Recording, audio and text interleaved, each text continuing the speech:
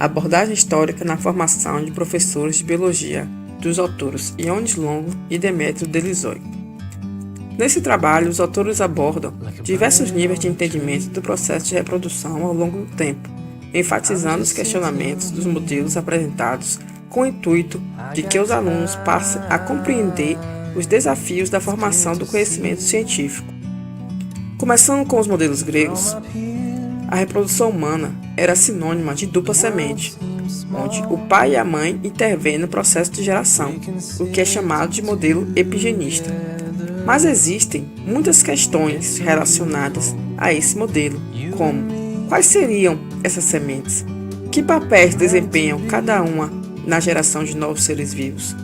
Hipócrates, frequentemente considerado como o pai da medicina, foi um filósofo grego que nasceu em Tessália, provavelmente em 377 a.C.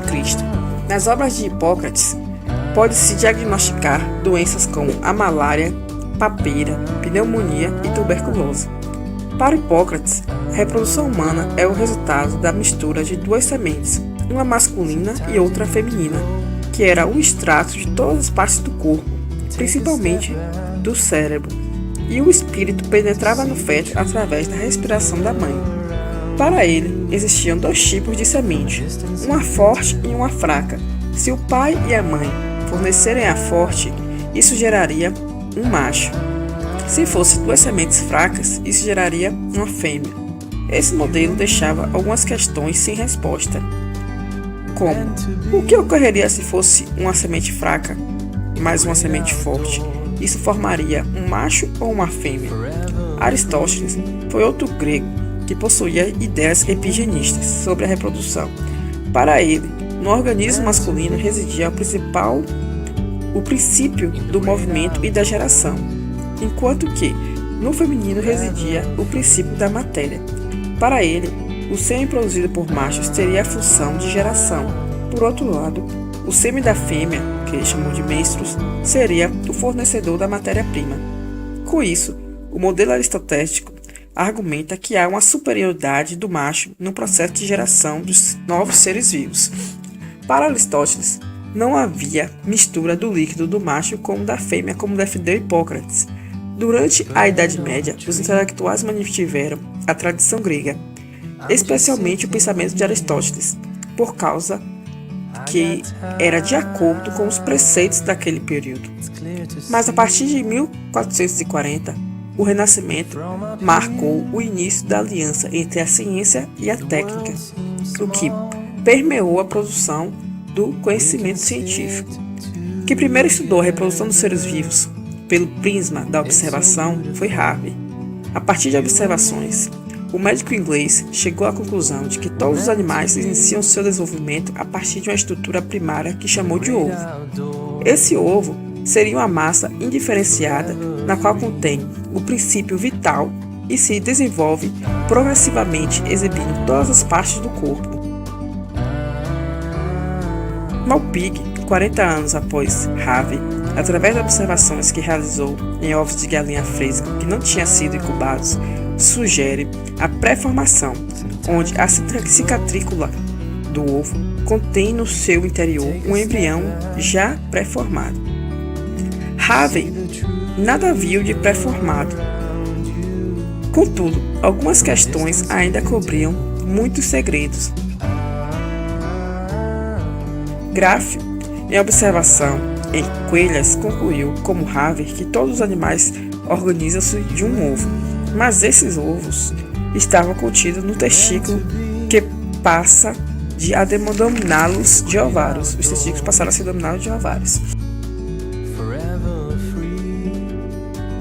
Steno e Home, assim como Graff, denominou de ovo o próprio folículo ovariano e concluiu que a fecundação se processa no ovário. Assim, no final do século XVII, já era compreendido que todas as fêmeas possuem ovos. Steno, ao dissecar fêmeas de diversos animais, concluiu que os ovários contêm no interior ovos e que tanto as aves como os vivíparos passam pelo mesmo processo. Nicolau Steno foi um bispo cientista. Ele nasceu na Dinamarca em janeiro de 1638. Ele foi pioneiro nos campos da anatomia e da geologia. foi beatificado pelo Papa João Paulo II em 1988. Em seus trabalhos, utilizou a geometria para mostrar que um músculo em contração altera sua forma, mas não o volume. Na reprodução humana, Steno acrescenta que a viviparidade resulta do desenvolvimento das aves no útero das fêmeas. Com isso, os problemas passam para outro plano. Como se formam esses ovos? Eles podem se formar sem um coito? Esses ovos são expulsos mensalmente com a menstruação ou só se desprendem por ocasião do coito? Leeuwenhoek foi um cientista amador e ele foi o primeiro a identificar os espermatozoides e denominou os espermatozoides de animalcule. Com essa descoberta, surgiram novas falsas pistas da pré-formação. E no final do século XVII, se existiam ovos nas fêmeas, havia também os animálculos nos machos. E surgem então novas questões. Qual das duas sementes contém o germe pré-formado? E aí ocorre a formação de duas teorias pré-formistas, o ovismo e o animalculismo. Que o Bombal identificou o ovo de uma cadela e atacou assim os modelos pré-formistas, porque identificou uma estrutura que não tinha nada a ver ainda com uma estrutura pré-formada e o espermatozoide. Mas ainda surgem outros questionamentos. Há ou não há penetração do espermatozoide no óvulo? Há um ou vários espermatozoides que intervêm? Carregam eles o embrião, o princípio fecundante, ou fazem eles apenas propagá-lo à maneira dos insetos?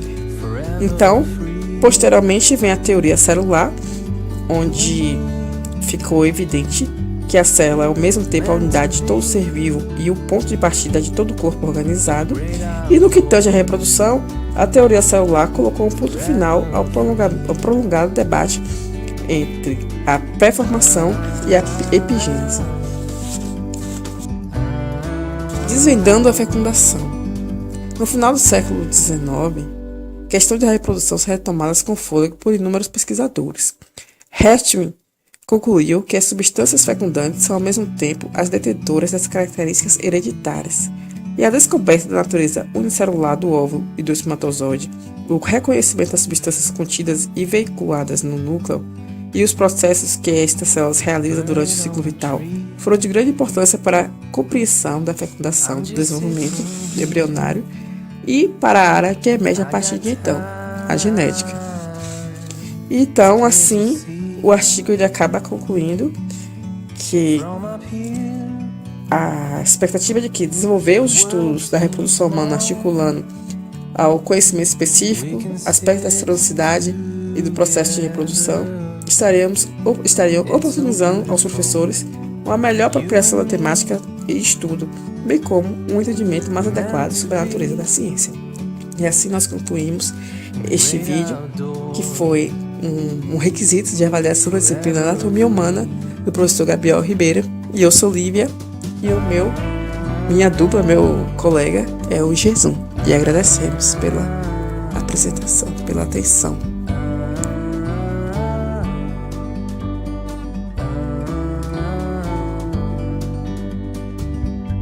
Sometimes you need to go and take a step back to see the truth.